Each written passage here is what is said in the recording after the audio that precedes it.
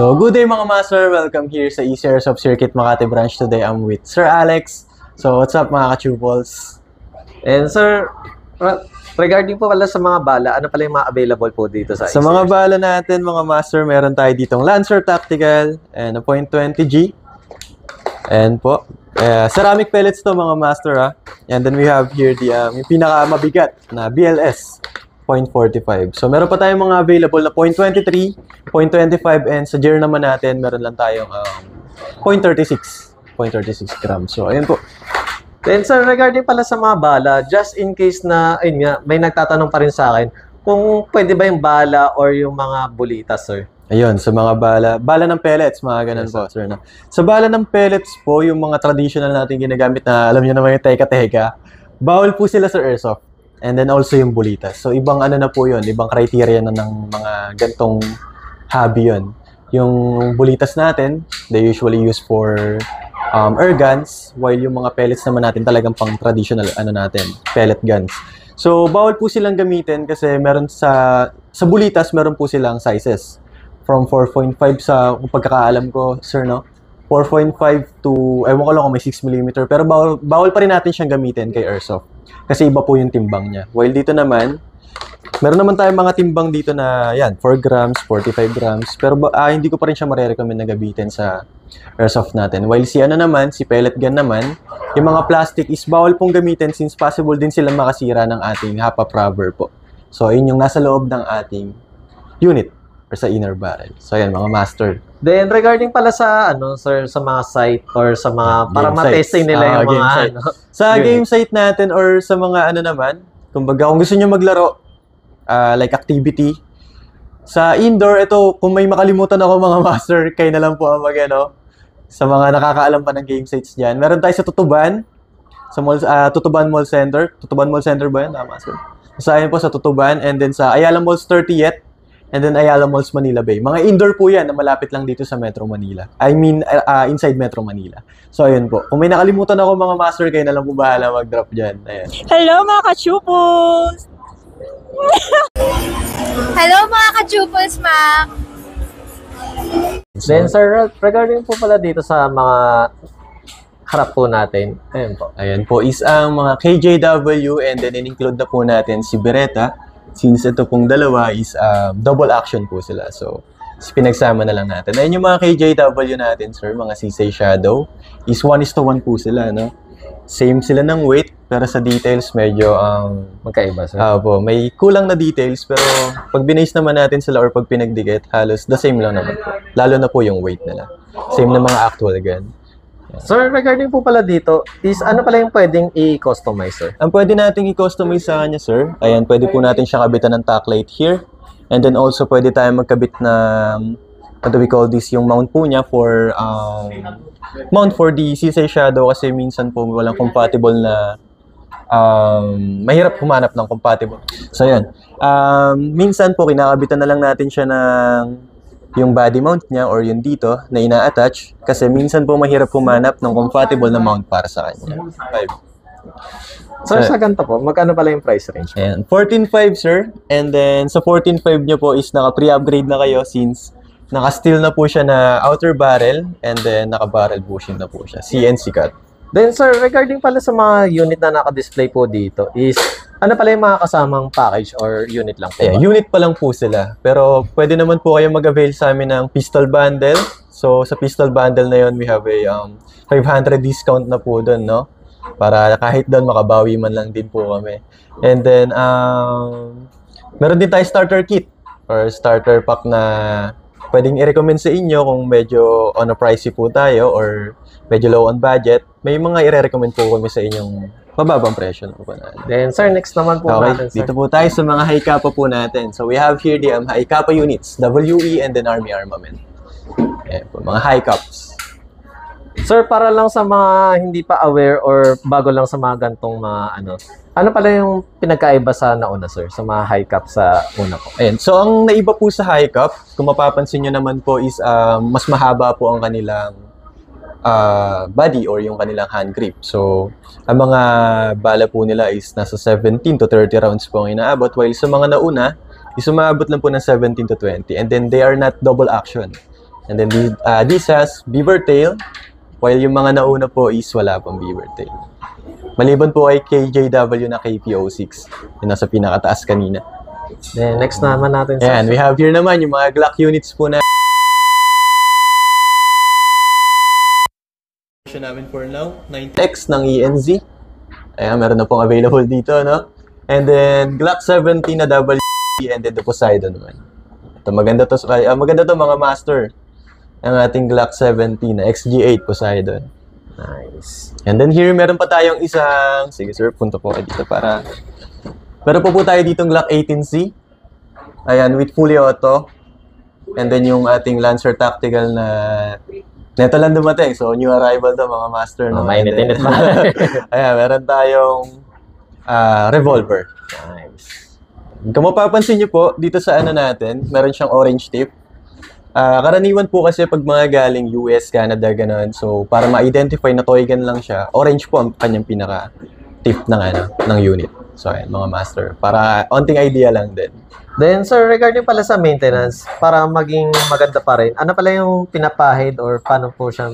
So, wala naman po kayong kailangang ipunas sa kanya. Basta dry clothes lang po para hindi po natin ma-damage yung kanyang yung pagka-paint po sa kanya. No? Like, wag natin siyang pupunasan with alcohol, ganun. Talagang dry clothes lang, punas lang po natin sa kanya. Much better kung microfiber na tela, mga ganun. Yan. Or mga tissue. Pwede naman po tissue lang. So, para ma-maintain lang po natin yung ganyang itsura niya. And then also, syempre, para iwas gas-gas, hand it with full na pag-iingat sa ating unit. And syempre, hindi lang naman handgun, sir, ang available sa ECR. Hindi lang po handgun. Meron din tayong mga rifles po. Ayan. So, meron tayong mga Tokyo Marui na sniper, Lancer Tactical din, and then, syempre, yung double bell na BSR-10. And then we have the rifles, AK-47. Ayan, kung mapapansin nyo po, wood po ang kanyang buttstock. And then also ang handguard. Real wood na po. Meron din tayo M16 na ENZ. And then ito po is gas blowback po ito mga master. No? So meron din tayong gas blowback na mga rifles. And ang price range na ito mga master, expect na natin na once na gas blowback ang unit, lalo na rifle, medyo expensive. So nasa 22,500. So, dito naman po sa mga Crytek natin, nandiyan na po yung kanilang pricing. So, 17,500. Ito isa mga magandang brand dyan, mga master, no?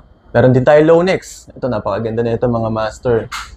Naka-nylon fiber ang kanyang body. So, kung maglalaro po kayo ng mga game size, ganun, CQB or open field, napakadali po niyang i-carry. And then we have GNG. Ito, mga high-end to, mga master. Yan, nag-i-start ang price niya sa 21. And then ito naman is yung ating 19,000. Design lang po yan mga master, baka mga isipin nyo is tunay. Mga mid-cap po yan dinesign.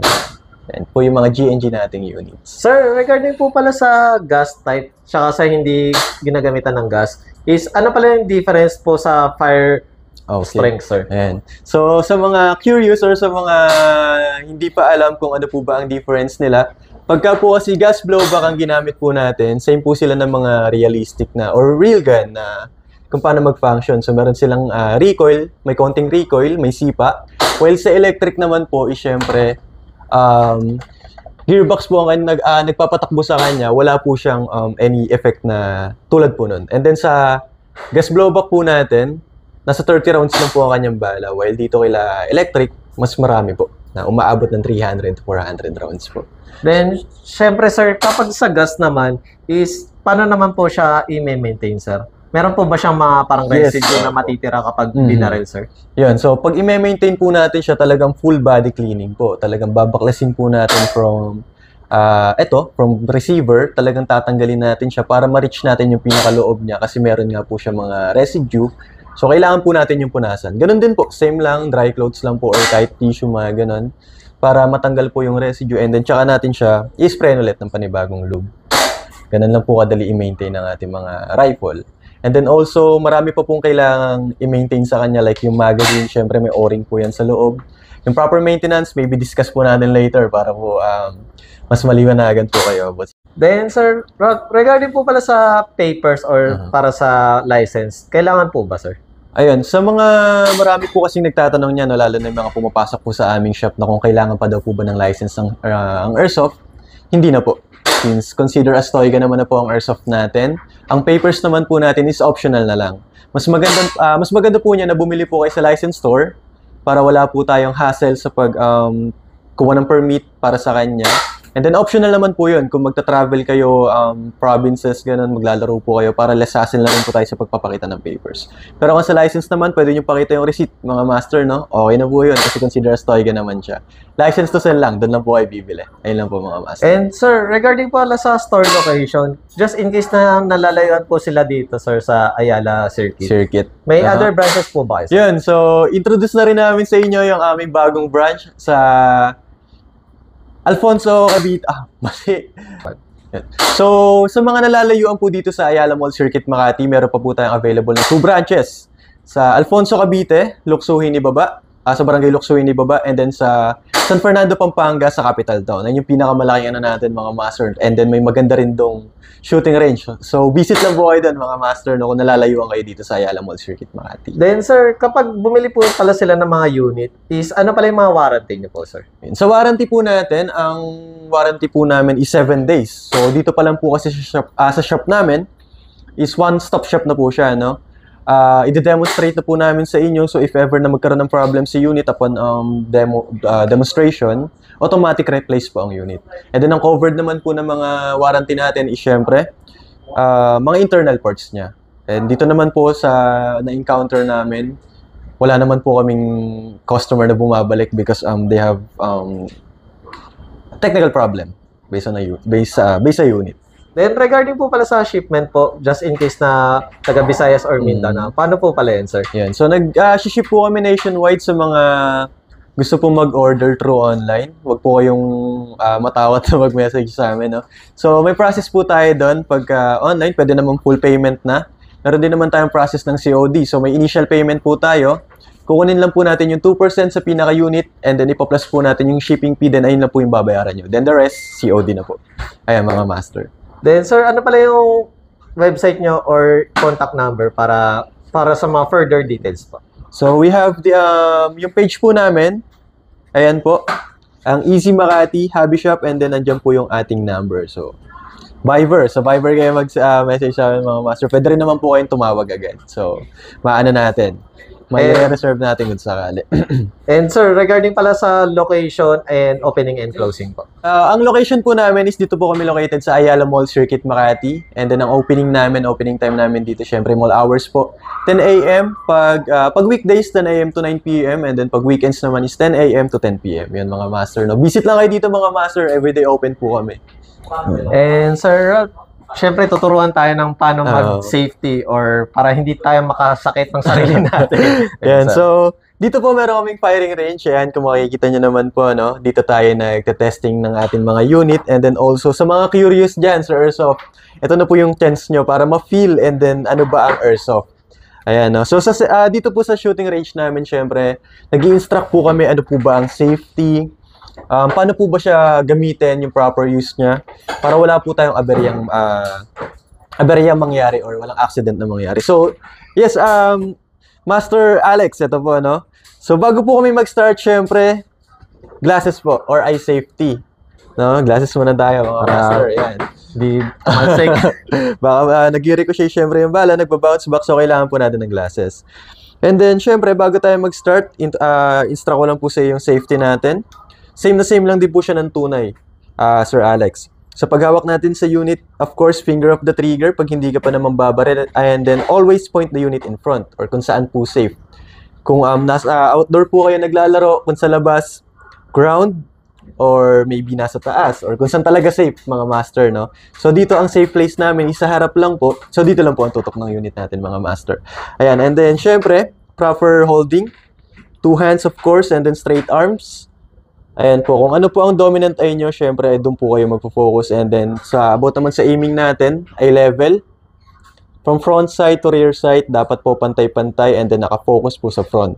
Pwedeng 2 eye open, pwedeng 1 eye open pag di pa naman po kabisado. Left-handed, same lang din naman po. So, yung 4 finger natin sa left hand, magko-cover sa 3. Ayan, mga master. And then, right and left thumb, magkapatong po na nasa baba ng slide. So, ganyan lang din sa tunay.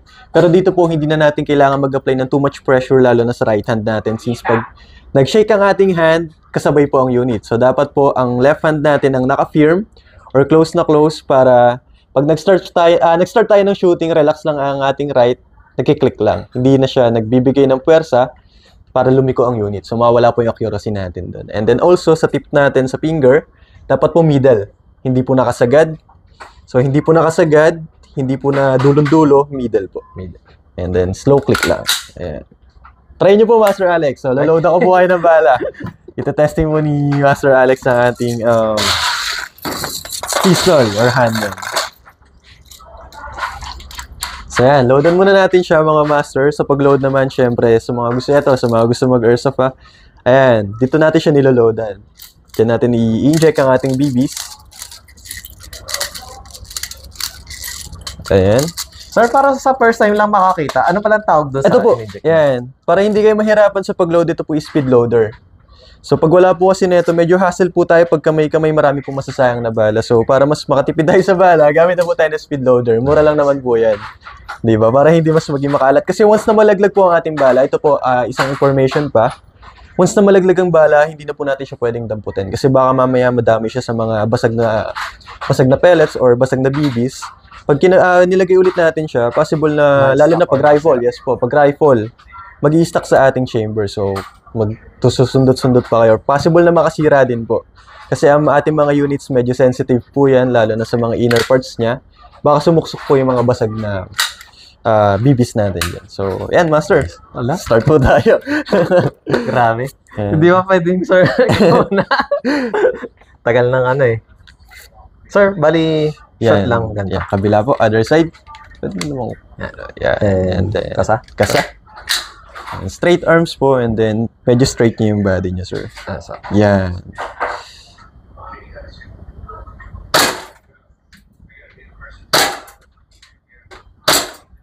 Kasa.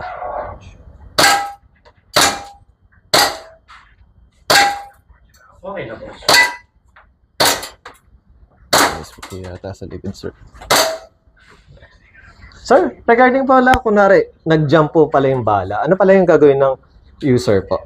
Yun. So, dito naman, sir, hindi naman kami nakaka-encounter pa ng jamming sa mga handguns.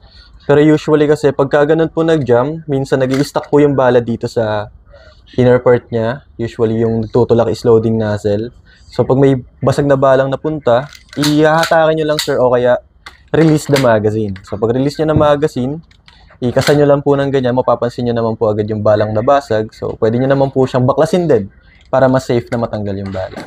So, ganun lang po. Sa rifle naman, meron po tayong cleaning rod na tinatawag. So, mahabang stick po yun. And then, tsaka natin siya susundutin. Or pwede ring fully disassemble para mas makuha natin yung bala. Sa ganun lang po kadali ang pagtanggal ng jamming. Then sir, regarding po pala sa paglilinis nito, sir, kunwari gusto nilang linisin kahit yung mismong loob. Pwede po ba siyang matanggal or hindi siya natatanggal? Pwede po.